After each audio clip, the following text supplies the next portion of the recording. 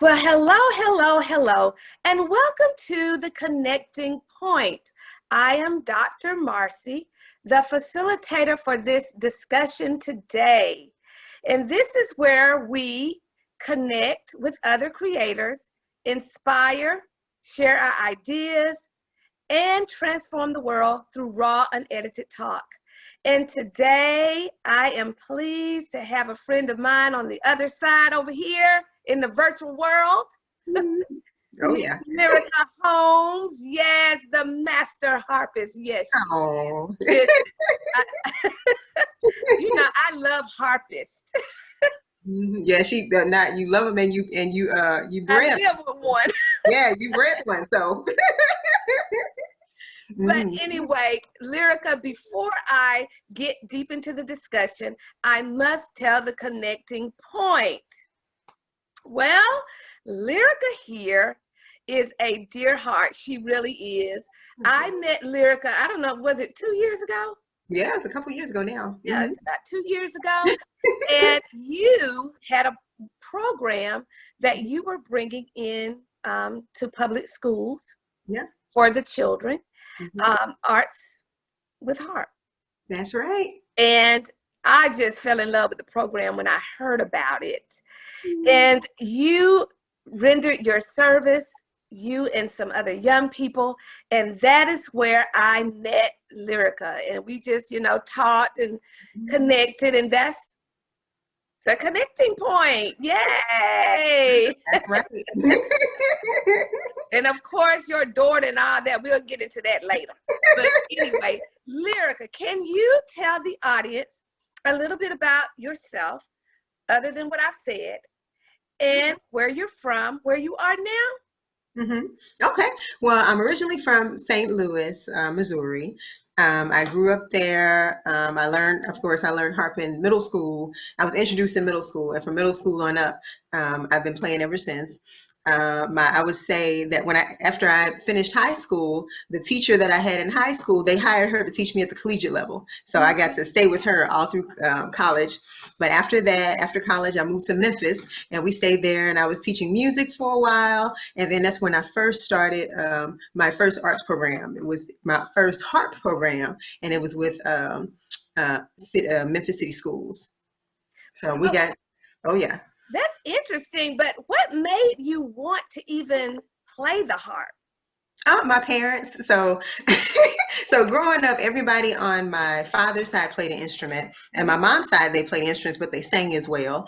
And so I was playing, I grew up learning the piano, and of course everybody learns the flutophone, and I learned the saxophone, and I was on double bass when my teacher, she was out for a while, in middle school. And so my parents was like, we signed you up for harp. I was like, yeah. So at first I was, the first 3-4 years, I was fighting every which way, because, of course it's hard having to carry the harp on the bus, blocking all the seats to the back. Kids and get on the bus with the harp. Let's get on the bus with the harp. Oh my goodness. Yeah, my teacher would put it on the bus, and then I would be in the back blocking all the seats that people would usually go to the back to. And and until I got off. So I got talked about a lot, but it was good. It was all fun. Well, how many children your age and African American were actually playing a harp? Oh yeah. Well, I'm just thankful that with the program that we were in, it was a magnet school program, performing arts school. So I was just thankful and blessed that they were able to provide that to our different communities. So that was the only way I know I would have been able to take part in lessons, because they're usually extremely expensive, not to mention the instrument. And and that goes to another talking point here. The magnet schools, art schools, they have been so influential in my home. Oh yeah. And I am so thankful that my children have had the opportunity, both of them, to go to arts high schools. Yes, indeedy. And it makes a difference because those children are able to connect with their passion and their form of expression. And so it catapults it to a whole new level. That's true. Yeah. Yeah, definitely. And that's one of the reasons why, after I graduated and I started teaching, I really wanted to give back and be able to provide. That's why we started Arts for the Harp. So we could provide the same experiences that I had growing up, because, harps are usually not in every school. And Right. not only harps, but a lot of the schools don't have instruments, period. So it's really hard to kind of teach them. We be just like you, pulling straws out of a hat, trying Yeah, to make sure we're yeah. teaching them music education and reaching out to them, but not having the physical instrument. So this was one of the ways that we were happy to be able to give back and to connect with the youth Hmm. with something that's close to me. And when I heard when you came to talk about the program, I immediately went back to my son starting in the fourth grade and Mhm. what it did for him. And I said, how could I not want this program in my school for children? Mhm. But like you just mentioned, pulling straws to Yeah. get, it's difficult. And one reason it's difficult is because a lot of people don't even know what the instrument is Mm-mm. Nope. or anything about it, especially in our communities. Hmm. That Have is true. you experienced that as well? I've experienced that a lot. I've experienced a lot of parents who don't think their children want to learn, and Right. or they think, oh no, they're not going to be able to learn it. It's going to be too complicated for them. So Mhm. when they get to me, they already have these low expectations, and then Uh-huh. we have to bring them up when they see that, oh, my students are doing, they're excelling, they're doing amazing. So we never want to never want to put any bars on what children can do, because Right. they can do anything. So And also uh, knowing what to invest in.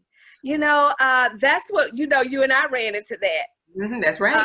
dealing with parents who look at it and say, is Hmm. that going to get them anywhere? Why should I invest in Hmm. lessons for that?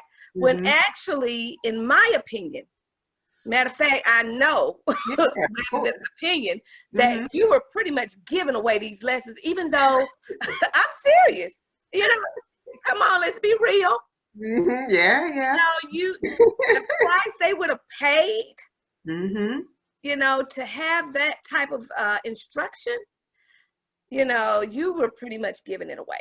And Well, so if we can just redirect the thinking in our community, and I'm mentioning the African American community here for a hmm, reason, right. because we have the gifts, the talents, and the wherewithal to do it, but we've got to shift our thinking in terms of the arts, period. That's true. Mhm. Hmm. And that harp, let me tell you something, it's rare. It is rare. It's It's definitely rare. rare, it's beautiful, and it's biblical. That's right. Hmm. If we really want to get down to it, Lyrica. Oh yeah. Mhm. Way back in the BC. Way, way. Yes, yes. The harp was known to calm the savage beast. That's right. It still does. It It still does. still does. Look, maybe that's why I have peace in my home. You Ah, you can't, got that peace. Yeah, it'll bring the peace. yes, you can't argue. You can't argue, fuss, and fight when that harp is playing. Mm-mm. No, Can't no. do it. Yeah, everybody's usually quiet. Like if I'm Yeah, they're super quiet. They're just yes, listening. it causes you to listen and to reflect, and it's just so therapeutic. I love it. Yeah, And I definitely. so, Lyrica, I know you mentioned a moment ago that you wanted to give back to the community and the children. You wanted them to have what you had. That's right. Hmm. So, can you tell us a little bit about your experiences thus far with working with inner city kids? Oh my gosh, yeah, it's been amazing. In the beginning, it was, just like you said, with the parents not knowing the benefits, and how the harp can actually help them, and they were like, oh, we don't want to put them in it. But I would say, when we first started the programs and we were in Memphis City Schools, you started the first harp program in Tennessee, period. Mhm. And the parents, one of my parents, because we did something on television, and she just broke down crying, and she said, well, I don't know where my son would be if he weren't in these lessons, because she was fearing for him, because we were keeping them after school. We kept them, we did summer camps and all these other things to kind of bring them in and perform for the community. And so it was, a positive outlet for them, and something that not only was great for the children, but it was great for the parents and the connection between the two. So, and we also know how music can be helped to modify and, create positive change in behaviors. Yeah. And that's what one of my thesis was about that. But, I use that also. So some of the students that may have been autistic or may have had any other type of learning disabilities, music was always something that could calm them and redirect the way that they were behaving in the classrooms. And it would redirect their behavior in their other classes because they wanted to continue to participate in the programs. And there's data to prove it. That's right. That's the thing, I've researched over the years the power of music. Oh, yeah. On our psyche, developmental phases of life, and discipline. That's right. And you can't go wrong with an instrument. But there's something about strings. Yeah, definitely. My daughter, she's been in this phase now of listening to music from back in the day, like I grew up on. All right now. She said, "Mama, most of that music has strings in there." That's true. Yeah, yeah. And it, you don't think about it. I didn't when I was growing up, the instrumentation of the music, but it's so different now. Yeah, and you can tell the difference in even the behaviors of people now than back then. That's right. Those strings are very soothing and powerful. That's true. And it's something because some people will remember a song just by what the strings did in the very beginning of the song. They'd be like, oh, that's my song that's coming on, and it's funny. You wouldn't even think about that. But when they hit those chords and they'd be like, oh, that's it. Those strings, honey. And don't even get into, sound therapy and music therapy. Oh, come on now. As well. Yes. Yes. Go ahead and tune those strings on down to 432, and you get those same vibrations with your body, It's just so much in it, and you have to know that God designed this. Yeah, definitely. Because it does so much for the human body, all of that. The sounds of that instrument. Now, Lyrika, I do know that you are also working with seniors. And that is something dear to me as well. What is your experience with working with our more seasoned? Okay. Well, I know I've worked with seniors from like mid all the way up to 98. Who they said, okay, well, we want to, I've always wanted to play the harp, and we'll start teaching them, and they realize, oh, we can pick all this back up. And with our Alzheimer's and dementia care program, it's been amazing seeing how the music can bring someone back that they thought was gone, or they thought this person, because for example, we went into one of the senior centers that's located in Sandy Springs, and one of our we came and we put the harps out, and we put the someone with each one of them, and this one guy, I'm just gonna call him Ben, and I was like, okay, Ben, here's a harp. He's like, I don't know how to play this. He was real agitated. He's like, I've never played an instrument before, and went off on us, and we was like, okay, but yeah, take this harp. And so we gave him the harp, gave him Ode to Joy, showed him just a little bit of what the notes were. By the time I made it around the circle, he was like, oh yes, when I was younger, I was in the choir and I also played the piano. Oh, see, it brought it back. He was like, I can read this music, and let me play this song for you. He played the whole song for us. And the caregivers at the facility, they was like, whoa, we didn't even know he could do that. And I said, well, that's something that music does. It unlocks the brain, and it also connects the left and the right hemisphere. So every time when he played, he was in a calmer mood, and it brought back memories that that was once forgotten. It's just amazing. And I've seen what it can do. Oh yeah. When you all brought that program into my classroom, I sat there and watched those children. Some of them didn't think they could do it at first. That's true. Yeah. And what I will always remember you for, Lyrika, was your kind heart. You knew that it was some children who couldn't afford it. Yeah. And I remember you donated your time. And see, when I come across people like that, I don't take it lightly, because time is valuable. That is true. Yeah. If you give your time, you have sown your time into these children, and I saw transformation in those years. I did. I did.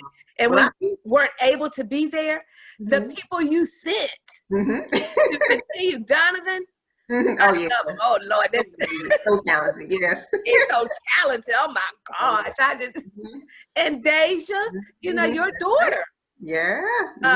And they were so patient with the children. And I know for a fact those harps and being in that program changed some lives. No, The good. students that were in my classroom. And I really appreciate it. Oh, well, we appreciate you because we wouldn't have been able to do it without you, you know, and the positive things that you're doing with the students, you know, because you're not only just teaching them music, you know, you're teaching them how to grow at, you know, being in their skin and what they should be doing in life and how they need to take these different opportunities and use them, you know, so that when they grow up, they'll have so many different ways that they can go. Options, yes. Yeah. And you know, I tell parents that all the time, especially when they're in elementary school, that's the time to explore. That's true. That's true. Everything. Oh yeah. You know, with my kids, you know, I taught piano, but I couldn't force piano on them. I let them dibble and dabble with it. Yeah. You know, like my daughter dibble and dabble with piano, then she went to the violin, then she went to dance. Sound like Deja. And now she found her niche. That's right. You know, which is visual arts. My son did the same thing. Amazing. She's amazing. She's amazing. She's amazing. I've seen her work. Yeah. Yeah. Both of your babies. But you have to let children explore. You know, you can't just force anything on them. And yes, you pay for the lessons or whatever. And if they don't want to do it, move on to something else. I know. Yeah, you can't make them. And that's my thing. Even with my harp students, I'll tell the parents, because the parents will be like, we want to make them, they're going to stay in it. And I say, well, it's got to be something that they like. Otherwise, they're not going to practice, and then they're going to hate practicing, and then they're going to hate music. So we don't want that. We want it to be something that they enjoy coming to. You know, if they want to come to it and they're happy, you know, in their demeanor and they're practicing all this other good stuff, then that's good. But if the child is not, you know, happy, I wouldn't force it on anybody. No, don't force it. No. Now, Lyrika, I know you know the data. You know, I want to throw some data out here. Oh, yeah. People who still don't understand what we're saying. Oh, yeah. Well, this harp. I know. Well, and I will say, you know, my first core group of students that I had in Memphis when we first started the program, 70% of them went on to be music majors in college. Yeah, and I think 3 of them have graduated so far. So we're still waiting on the other ones. But you know, it's amazing just seeing what, you know, what it does for them. What year did you start the program? I started the program in 2008. Okay. 2008. 2008. And the Urban Harp Ensemble is what Jamari was in. Yes, they're amazing. I take it back. I take it back because I left there. I started the program in 2003, and then I came here in Atlanta, and started it here. And you know, I remember he actually, it's not a mistake, it was God. Yeah, but I was putting him in a program in 4th grade. I thought he was old enough to be in. Yeah. The organizer of Urban Harp Ensemble, Elizabeth.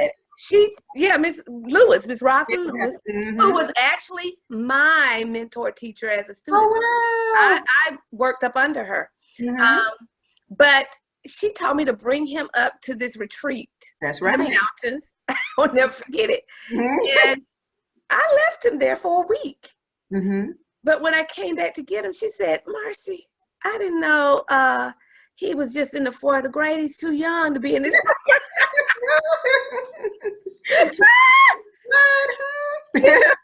if you're willing to bring him to the locations where we practice, we'll keep him.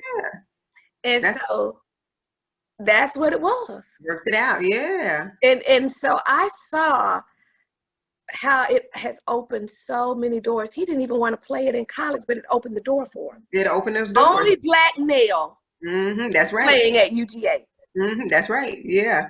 That's true. You know, that harp is an amazing, we love all instruments. That's true. But it's something about the beauty of the harp. Matter of fact, Lyrika, you have one behind you over there. Oh, yeah. That you've had designed a special way. So it's really. That's my baby. That's me on there. You know, I'm yes, it's beautiful. Beautiful. Thank you.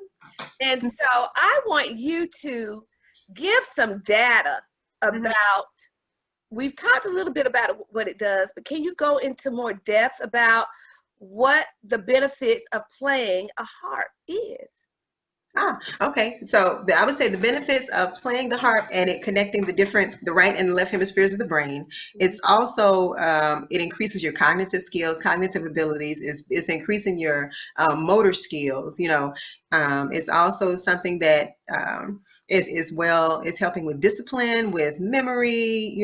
Different things that it correlates to, like the core subjects. So as you're doing music, and you're doing the harp, you're also correlating with math. Of course, math is the closest one, with science, with history, with the evolvement of the different instruments and how they came up over time. You're also, let me see, what's some of the other ways that it's connected through the arts?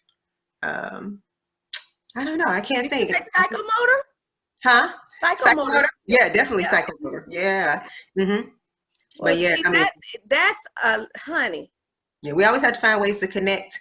And that's integration. That's right. We got to find a way to integrate it, Yeah, so, and even with our programs, when we do our summer camps, we find ways to integrate the harp, whether they're learning theater, they're going to create the songs that's going to go into that skit or whatever that's going to come from the harp.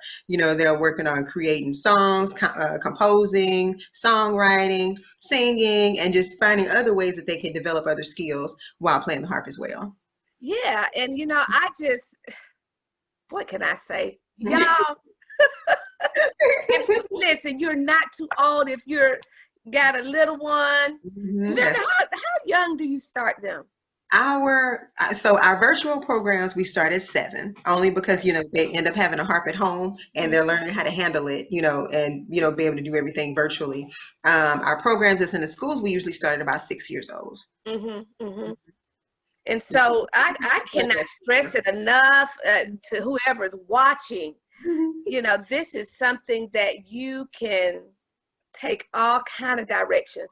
Lyrika can tell you that.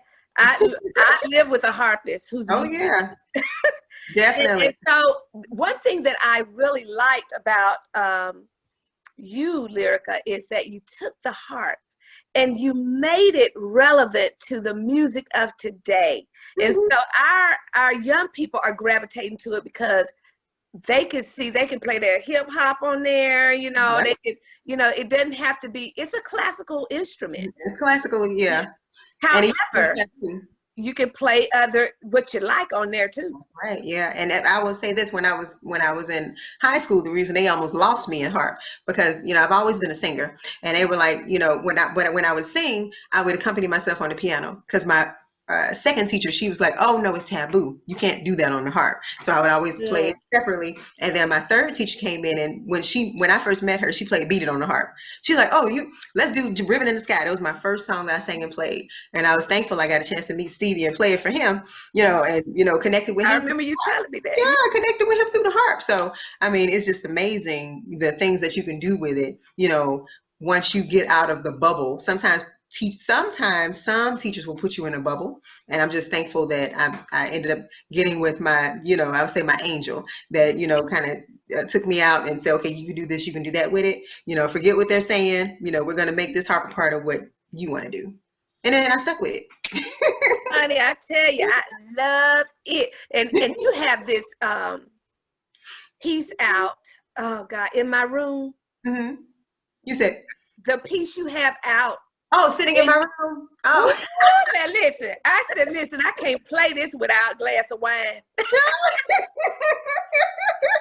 Oh yeah. That was my ode to the pandemic. I was like, okay, let me go ahead and write a song real quick that makes me think about it. And I got my flute out. I was like, okay, let me just go ahead and do this and do that, and it all came together. So I'm glad. That's right for the pandemic. Oh yeah, pandemic. I was like, oh, pandemic song, here it comes. That song is something else, honey. I love it. Oh, now, thank you. Lyrika, I wanted to share with the audience some of your creativity. Okay. Well, I was gonna play a video, but you got a harp sitting next to you. You can play right now. Yeah, I can play something. It's better if you just played something right now. I was going to show a video, but honey, we got the deal right here. Oh, let's see. Oh, if you give the audience a little taste of that harp so they can calm down today after a long day's work. Let's see. Something to calm down. Yes.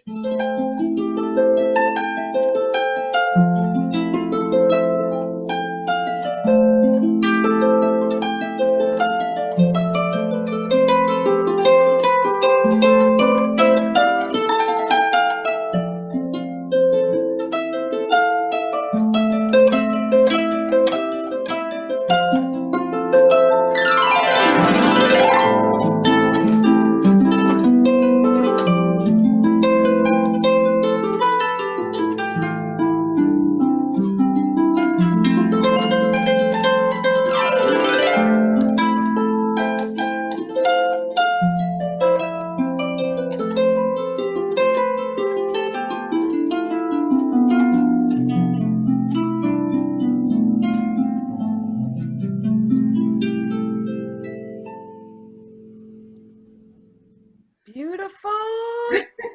Thank you. I didn't want to go too long and just be playing because sometimes I'll go into my own space. Listen, that's what instruments do, don't they? You know,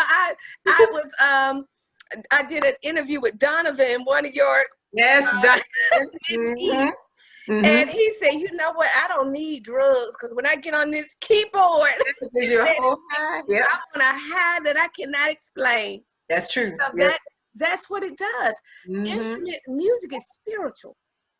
That's true. Oh my God, it's spiritual. That's why we have to really pay attention to what goes into our ear gates.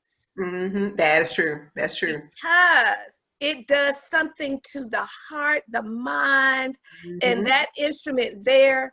Yeah, don't talk about, how the tempo affects your blood pressure. Yes, that's right. Lyrika, you and I we here, honey. Uh-huh. The data proves it. Data proves it. Yeah, it's definitely. Oh gosh, I tried to one year at my school. I had learned about the whole tones, and what that does for the behaviors of students. Right. And I tried to give it to everybody, but they don't see, Everybody won't see it. A few teachers say, okay, we'll take it, Dr. Simmons, and play it. Yeah, sometimes you just kind of gotta give it to them, or sometimes have it, where you give it to them and say, okay, play this during, whatever, and they'll play it. All of my teachers, they'd be like, okay, we'll play it, and then they notice that the children, will calm down. They won't talk so loud. But even if you notice with adults, if you have loud music that's playing, guess what they're gonna do? They're gonna talk loud and act yeah. But if I play it, and if, for example, if I'm playing for a like a hip hop club or whatever, and I'm playing my hip hop stuff, and the music is loud, they're gonna talk louder. If I play something that's real soft and gentle, and I'm staying in the the Ionian and the Dorian or whatever, the Aeolian, the modes, they will calm down and they'll talk like, oh yeah, so what are you doing? But before they're like, oh yeah, talking extremely loud, standing right next to you, but they will quiet on down, and you'll see that even at the symphony, when they go there, everybody talks real soft. Yeah. Well, let me ask you this, because this is something I've noticed with my son when he would go play places, and particularly in the African American church. Okay. And they would want to play along with him, and I would be cringing in my yeah. And it takes some time. I know my husband. We went through that. We've gotten to the point now where we'll let them know in advance, because sometimes, because you could be playing on the harp and they don't mean any harm, but the organist, I'm telling you, they will jump on in and they be holding those long notes, those long whole notes that block out everything you're doing.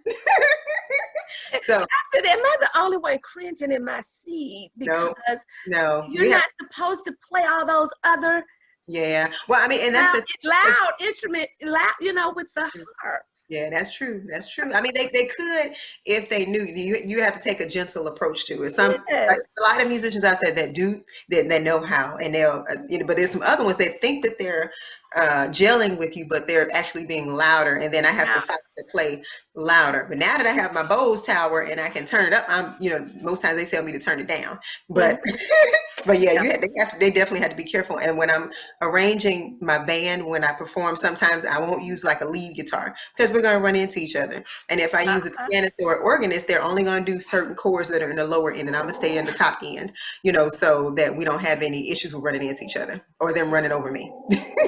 Yeah, and I also, we touched on it a little bit at the beginning, but educating others about the instrument. I've been where my son has also performed somewhere, and they said, "What is that?" Oh yeah. Why is it you think that the harp is not a known? Well, I think it's because of the price. You see how if you think about, oh, that's my little dog. Oh, well, yeah, but you think of, come here. Sorry. I think Deja's home. Come here. Yeah, but you think about the price of the harp itself. That's the reason why it's not as well known, because people can go out and buy a keyboard, for like $99 or, 60, whatever. They can buy it for a low price, but you can't get a decent quality harp, for under 500. And so parents will most likely go ahead and pick an instrument. If they can go rent a saxophone, or something like that, they're going to get it first before they pick an instrument that costs, upwards in $11,000-$12,000, so they can kind of keep some money. So I think that if we had more magnet school type or programs that would go into the schools where they can offer the instruments to them, I think a lot more students would be apt to take the lessons versus the parents having to worry about, how am I going to buy this instrument and pay for lessons, because it poses a different problem, especially right now. They're having even more issues with budgeting for additional things for students to have. But you do now. Your program, you have lots of harps. Yes, we do. Oh yeah, yeah.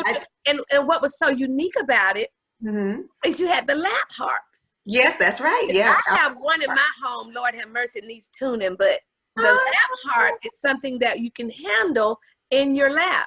That's right. It doesn't cost as much as. Yeah, as long as you get, and when you get the quality ones, because there are some ones out there, you can find some that are like a couple $100s, but you're going to pay for it in sound. So, I would say the lesser expensive ones that are higher quality are the ones that's going to work better, and it's going to make you kind of stick with it versus sounding like a toy. Okay. Yeah. Now, Lyrika, I know that harp has opened many doors for you. Oh yeah, definitely. We talked about some of them. And I want you to kind of expound on that a little bit so people will understand that it's an investment. Definitely an investment. That will supply. Yeah, that's true. Yeah, I mean, I don't think I would have gotten the opportunity to perform for Cirque du Soleil. That's one of my big things, because they like that I could sing and that I can also play the harp. It was something else that they could add if they wanted to their shows. And when we would go to the different countries, I could take my harp out and go play it and gig and all the other good stuff. As far as like here, even in Atlanta, usually for the shows, I've done some things with Vampire Diaries, the originals where I played the harp during the wedding scene. I have some things that's coming up. Yes, I'm so happy about that. Yeah, March the 5th. Yeah, got some good stuff coming up, but I'm, being a harpist is the reason why, I'm able to, be able to step into these different spotlights, these different amazing opportunities, because they're looking for something that's unique, but also fits what they're looking for, It's acoustical sound, and it's not well-known instrument, and the things that you're able to do with it are absolutely amazing. Yeah. Oh yeah. And so I do want to ask you to tell the audience now how they can actually be a part of one of your programs, or if you have some, especially the virtual, because I don't know too much about the virtual one. Oh yeah. I know that's new. Yeah. Oh yeah. So if you can talk a little bit about the programs that you're offering right now, Okay. including that virtual one, so the parents and Yeah, I know. will understand. They have to come up and face. They don't Yeah, have to come face to face. that's right. Yeah, we are definitely. So we use programs like right now we're partnered with Atlanta Public Schools, the City of Atlanta, Cobb County Recs and Parks. That's our new partnership, and also with Alpharetta Arts Center and Mableton Arts. So we do a lot of programs that happen virtually, so people don't have to meet in person because we're trying to make sure that everybody's being safe during the pandemic. Mm-hmm. So if you're doing one of the virtual programs, then you pay a small rental fee for the harp. We meet you and safely pass the harp off to you and all the materials, and then we meet with you once a week for private lessons and once a week for group sessions. And during those group sessions, we have you paired up with our different teachers, and we're able to divide you up in the different rooms, and we all work on songs, that help you grow musically, and it's also fitting all of the educational aspects as far as being in line with the Georgia music standards. Mm-hmm. Mm-hmm. Oh yeah. What about for your senior citizens? Do you have anything virtually? We do. We have senior programs that are also happening. He's such a baby. We have senior programs that are also happening, and they're happening virtual as well. But we don't do the group sessions with our seniors. We just do one-on-one private lessons. Okay. Mm-hmm. Well, I am just. You played the harp too. Don't tell me. Yes, I did. Mm-hmm. You played too, so. I didn't do as good as you and Jamari, but hey. We've been playing for a little bit, yeah, and he is amazing. So I did get to play a little bit. Yeah. Have him do some stuff too. Huh? I said you need to get him on and have him do some stuff too. Yeah. Oh yeah. I'm a risk taker. I tried it. Mm-hmm, that's right. Yeah, you should. You should try some more. We'll try it. Mm-hmm. Okay, so that I can tell you singing and playing. Mm-hmm. Yeah, singing and playing. That's it. That's right. Yes, look, Deja. I'm not calling you Deja. I mean, Lyrika. Yeah. Mm-hmm. Yeah. I know. Look, both of y'all, I'm telling you, two talented people in the same house. Yeah, I'm thankful for that because, even when I, like some of the gigs that I'll do, and I'm like, oh, my throat's kind of sore. Let me have Deja sing. So I'll have her come in and step in and she'll sing and I'll play. Or we may. That's blessing and favor. Mm-hmm, that's right. I love it. Mm-hmm. So, Lyrika, before we end this segment, can you tell everybody how they can actually connect with you to have lessons or, Oh yeah. For you to play somewhere or whatever. Yeah. Okay. So definitely for our nonprofit is called Arts for the Harp. That's ARTZ4 FOR and then HARP.org. So we go through there for all of our virtual and in-person lessons. However, of course, virtual is taking precedence right now until everything gets a little bit better. And as far as for events, I can be reached at lyrikaholmes.com. So that's LYRIKA and then HOLMES.com. Did y'all hear that? LyrikaHolmes.com. Listen, I want to see some more. I'm just going to say African American. I want to see us playing. Okay, we can do this. Mm-hmm. I want to see it's you can have your own business with it. Oh my gosh, I know. Yeah. So much. Make investment. Mm-hmm. It's worth it. It's worth it. It is worth it because now I tell my students beyond, even if you don't want to, create music, as far as like for your own CD, you can always create music for the movies because I've created for some series, American Soul and a couple others, but you can create that music and make that check the same way, but you get more money than you would if you're just creating a regular CD. So there's so many options out there for you to use, not only the harp, but any instrument. If you get in music and you've been, you have an amazing teacher like Dr. Simmons who can help you, to get your glow up and your grow up, and when you get older, you'll be ready to get on out there and make that money. That's right. In a good way. That's right. Find ways to do it, people. Mm-hmm. Now, as I say every week, if you want to be a part of the connecting point, well, if you want to be on this platform, feel free to reach out at integrativeartscreations.com. Shoot an email to integrativearts@att.net. Twitter is Arts Integrate, Instagram, Integrative Arts, Facebook, Integrative Arts Creations.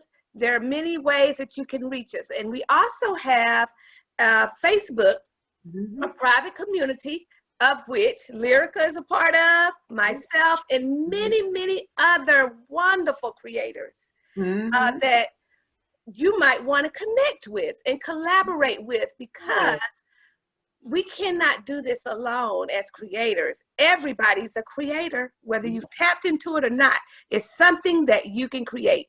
And if you want to be in the midst of like-minded individuals who are trying to create, getting their work out there, and just want to inspire others, then look for the Facebook group, the Connecting Point for Creators group.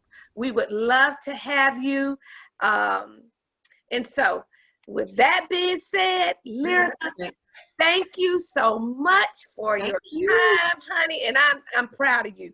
Thank you. I'm proud of you. I mean, have you told them all about you? Has the world learned about everything that you're doing? Because you need to share with them all the amazing things that you're doing as well. Well, Lyrika, we're going to save that for later. As I bring these glasses down, yes. We're going to save that for later. I just want to thank you again for all that you're doing and what's coming ahead. There's some great stuff coming, girl. Yes, ma'am. I know that's right. I hope they're looking forward to it. I can't really say the movie yet, but March 5th. Yeah, I know. By March 5th that morning somewhere I'll post it, but yeah. Yes, we are so creators doing the thing. You hear me? That's right. Well, Lyrika, thank you again. And until we see everyone again, peace. Peace. Peace.